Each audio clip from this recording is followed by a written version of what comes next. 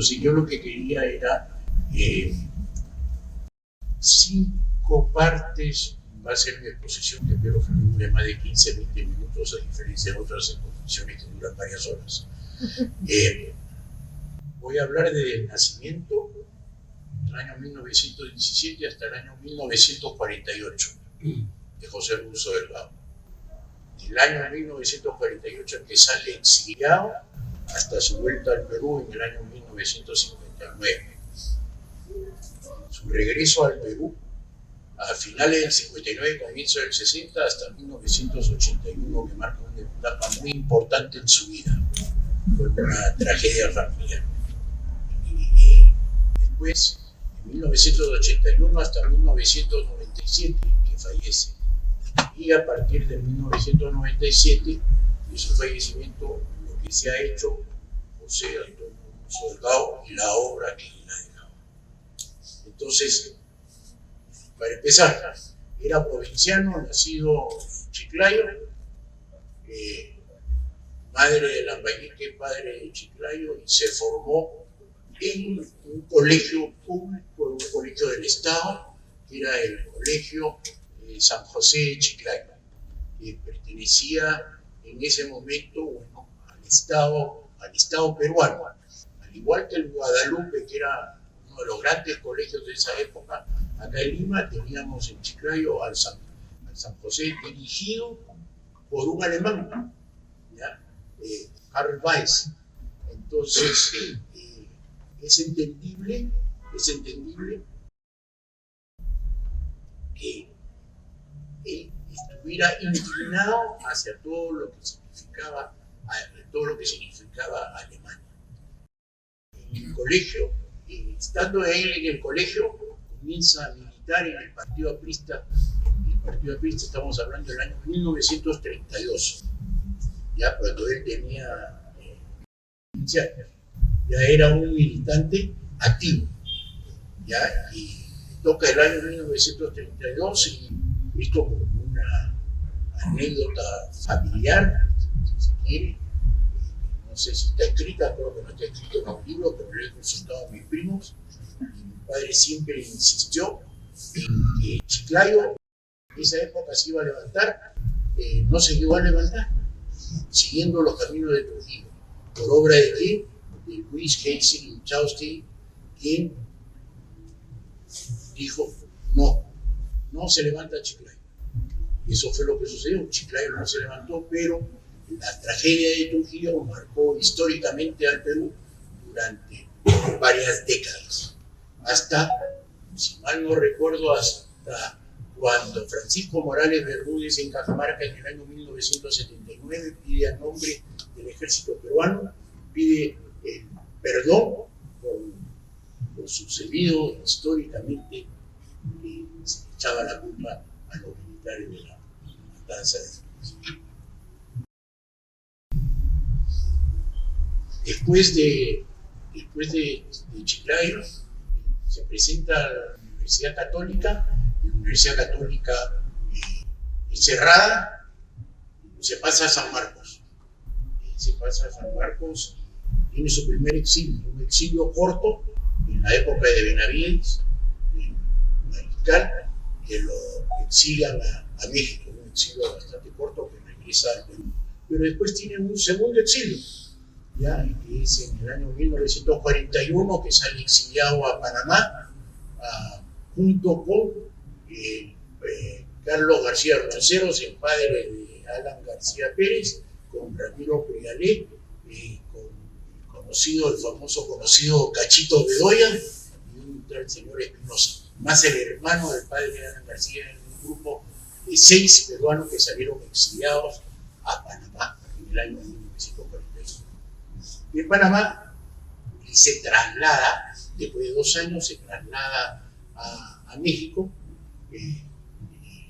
donde él logra ser presidente de la Federación de Estudiantes Latinoamericanos, mientras que Luis Echeverría Álvarez, y después iba a ser presidente de México, era presidente de la Federación de Estudiantes Mexicanos. El vicepresidente de mi padre era en ese entonces Ernesto Cardenal. Entonces viene la apertura democrática del año 45. Mi padre regresa José Russo, regresa acá al Perú y asume la Secretaría General del Ministerio, de lo que ella en ese entonces conocido como Ministerio de Hacienda, que lo dirigía Manuel Vázquez Díaz, porque él en México había estado estudiando economía.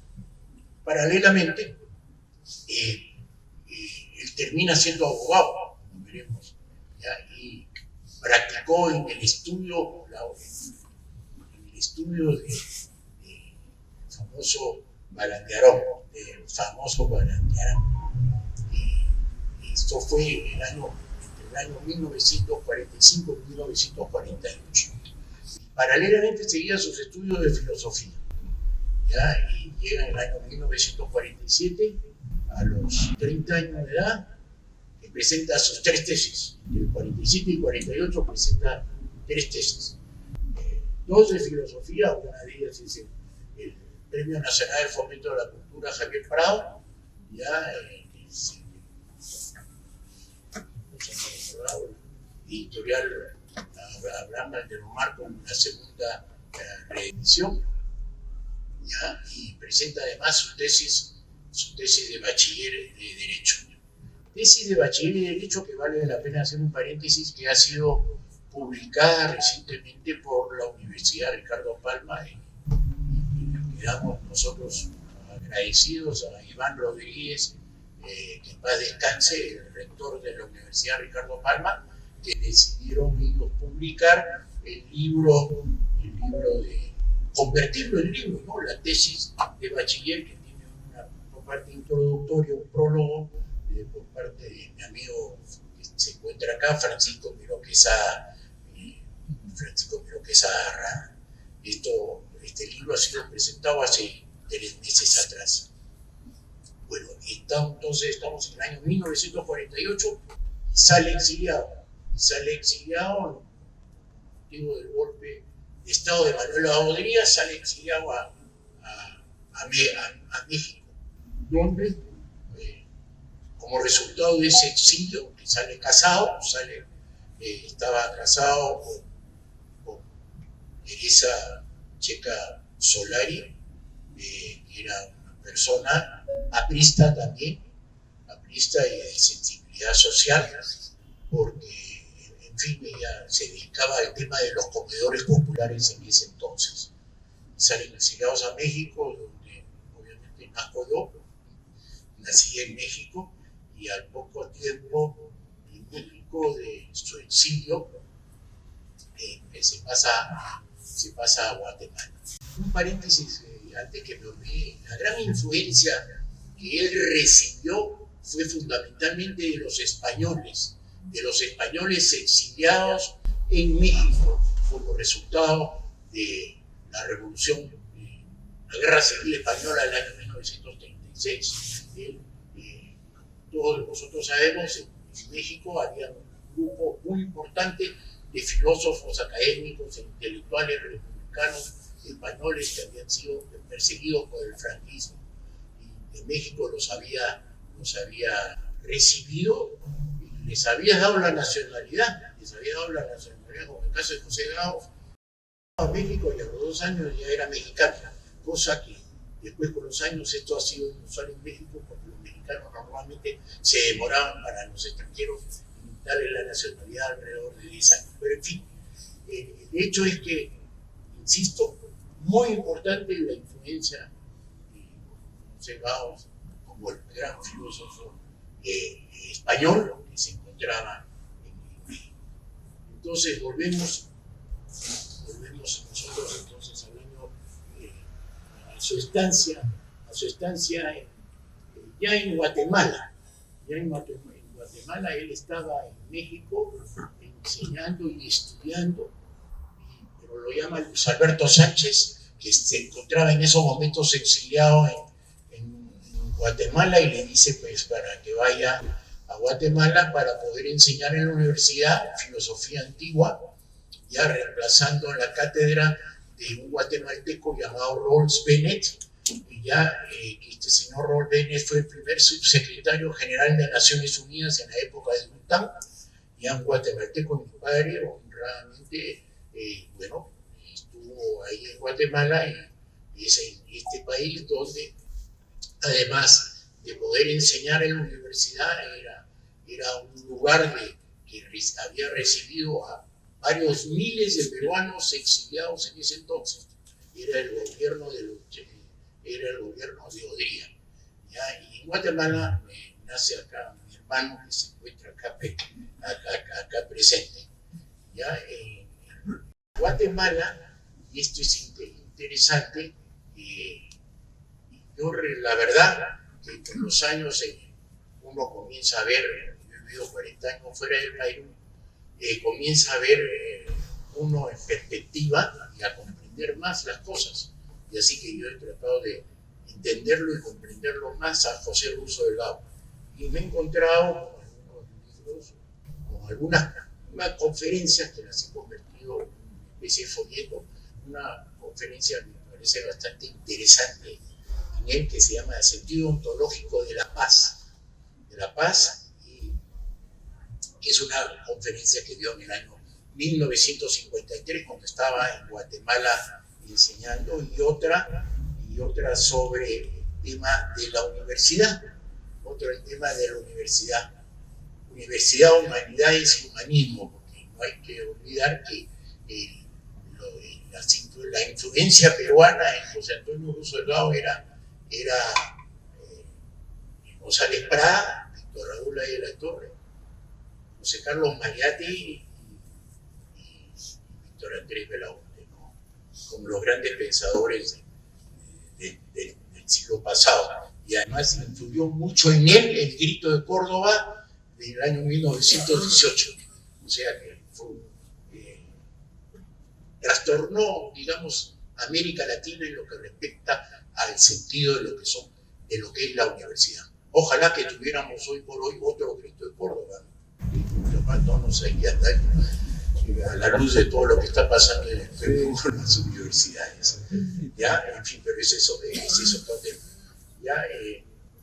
Entonces, en Guatemala comienza su parte religiosa, comienza a acercarse a la religión, comienza a tener una mayor cercanía a Dios y cercanía a lo que significaba en ese momento la religión.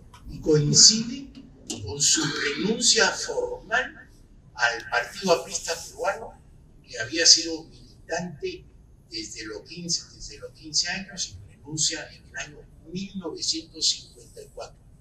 ¿Por qué renuncia en el año 1954? Por varias razones. Entre ellas, porque yo recuerdo lo que hemos conversado, las ansias de libertad, las ansias de no pertenecer a una institución, un partido que era jerarquizado y muchas veces tenía que conseguir los escalones, y él lo que quería era, obviamente, su libertad para poder trabajar y dedicarse a la filosofía y comenzar a pensar más en Dios. Esto es en Guatemala. Pasa de Guatemala, pasa en el año 1955 a trabajar a Naciones Unidas. Se presenta a Naciones Unidas y gana un concurso, ¿ya? Y se va a Naciones Unidas como intérprete.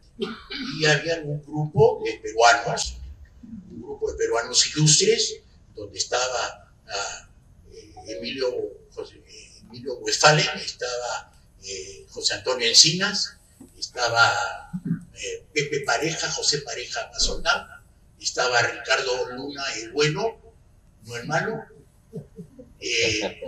después, ¿cómo se llama? Estaba aquí más, yo recuerde, viviendo y trabajando en Nueva York en el sistema de Naciones Unidas. Para esto es interesante decir que también otro de los peruanos que ganó el concurso desde Guatemala eran los primeros peruanos que ganaban concursos para entrar a Naciones Unidas, fueron José Russo Delgado y Andrés Tausen Escurra, que fueron como traductores a Naciones Unidas. Entonces, en Naciones Unidas, él se hace amigo de una señora llamada D. ¿Quién era D?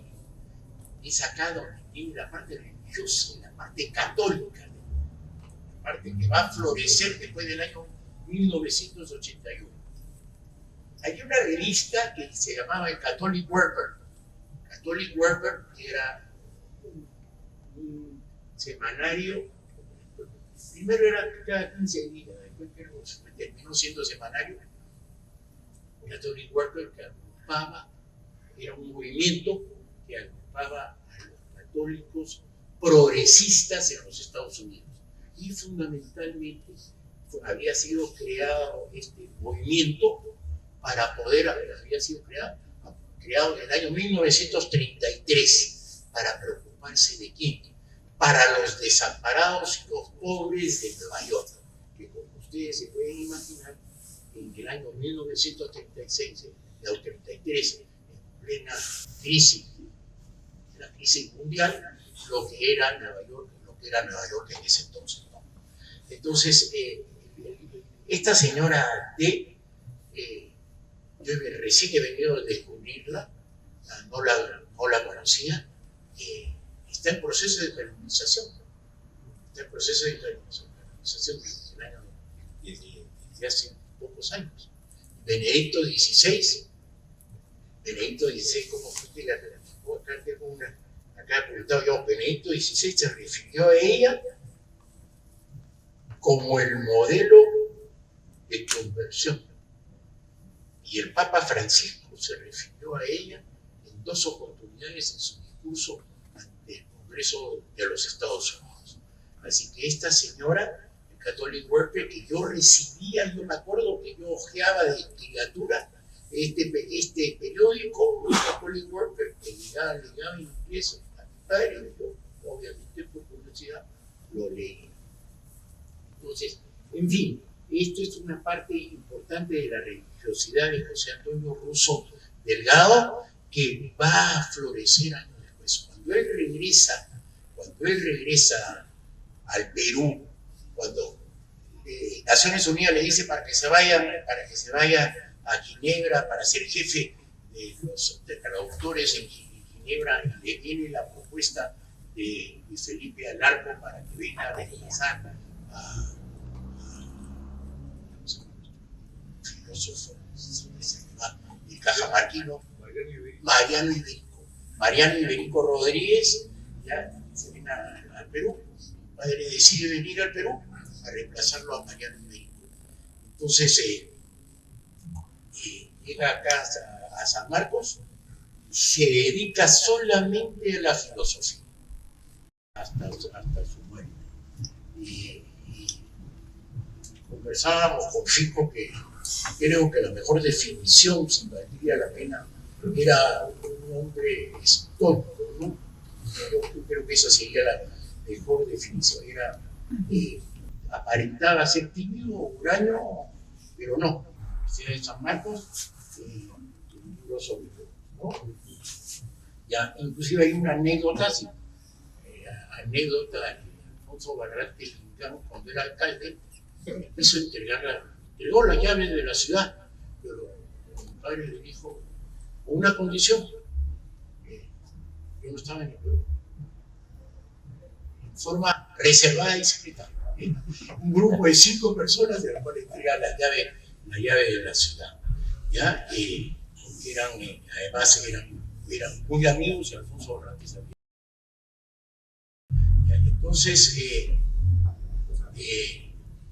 1981 viene el golpe, como todos en la vida nos viene de una u otra forma, con 4 hijos, su hijo menor, que vivía conmigo, iba a ser diplomático, vivía conmigo en Brasil, se mata lamentablemente en un accidente de auto en en enero del año 1981. Y obviamente la muerte de un hijo a cualquier ser humano lo trastoca, ¿no?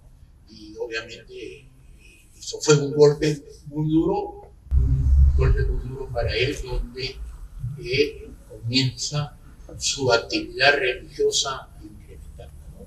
Y comienza a volverse un practicante católico que había estudiado el catolicismo desde la época de Sócrates y Aristóteles, que había tenido una influencia muy importante con el cristianismo, ¿no? y con el catolicismo.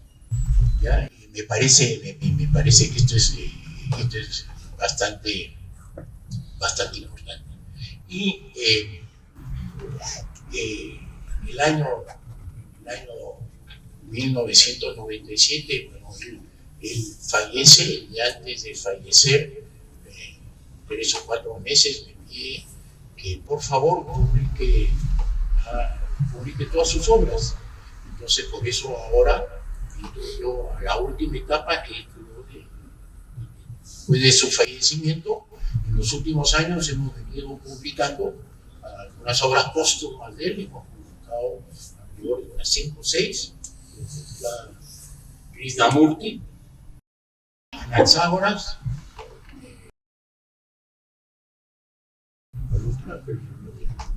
Lobos, Demócrito, que es la obra principal de San Marcos, y ahora esta reedición del libro de Nietzsche, Moral y Vida, y ya está listo, ya lo tenemos listo, los atomistas con apoyo especial acá de mi amigo que está al frente de Ricardo Ramírez, y que lo vamos a publicar los atomistas, y la obra que va a publicar eventualmente el Congreso de la República, que es Lecciones de Filosofía Moderna.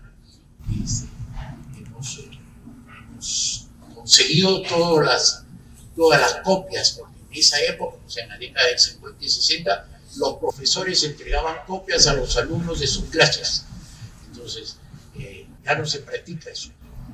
Entonces, vamos a sacar esta obra este año, y además de una obra pequeña que tiene, que se llama Sobre la alienación del hombre. Entonces, esto es todo lo que yo tenía que decir. Y Anaxágoras la publicó Marco, Academia de la Lengua, la publicó cuando estaba el presidente de la Academia de la Lengua, Marco, que lamentablemente no ha podido venir, es un gran amigo. ¿Ya? Así que esto es todo lo que tenía que decirles, para que traten de comprender un poco la figura de este hombre. Obviamente hay más cosas que se pueden decir, capaz alguna anécdota que va en relación a la corrupción que se está viviendo hoy día en todos los estratos del país. Hay una anécdota que yo me río mucho, que me gusta a veces contarles, con esto quiero terminar para no aburrirlos. En la década del 60 yo era alumno de mi padre en San Marcos, cosa que gracias a Dios, porque eso que un hijo sea alumno de su padre no es frecuente. Entonces, lecciones generales de psicología en el curso de los cachimbos, en esa época que ya no es un curso básico, y mi padre me regala el libro, ¿no? me regala el libro para ti. Es un libro que fue Premio Nacional de Fomento de la Cultura en 1962, Alejandro de Usta, y me dice la frase, ¿no? Para que digas la verdad, de esa forma estarás más cerca de Dios. O sea, siempre Dios estaba presente en su mente. Y la anécdota es esta, muy simple. Como él era muy estricto, jalaba a muchos estudiantes, había estudiantes que podían repetir una vez, pero ya 2 veces no podían repetir. Llegaba un momento que llegó a tener hasta 300 estudiantes. Y un día en la casa, mi madre, toca la puerta, una señora que traía un pavo hecha para regalos para mi mamá, y mamá ingenuamente recibe el pavo. Entonces, llega mi papá de clase, y ese pavo me va a traer esta señora que su hijo estudia, es alumno de psicología. Era alumno de psicología, desaprobado por segunda vez. Y mi papá agarró el pavo y lo tiró por la ventana. Así que, en fin, yo le agradezco a todos ustedes, la presencia y el hecho que me hayan escuchado. Muchas gracias.